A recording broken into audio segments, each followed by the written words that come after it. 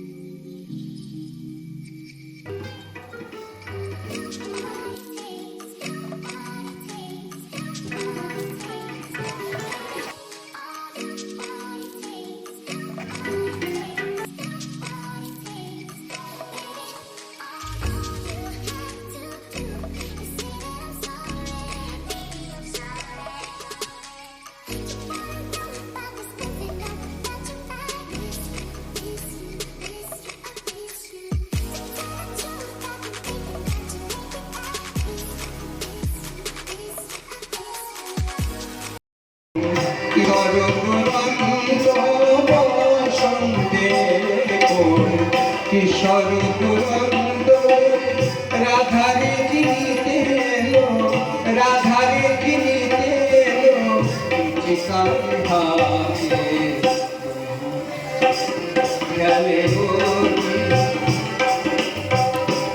কাঁধাতে খেলে হরি খেলে আনন্দ নবক্ষণ, আনন্দ নবক্ষণ শ্যাম সাথে ব্রহ্মচারী বাবা লোকনা লোকেনা, ব্রহ্মচারী বাবা লোকনা।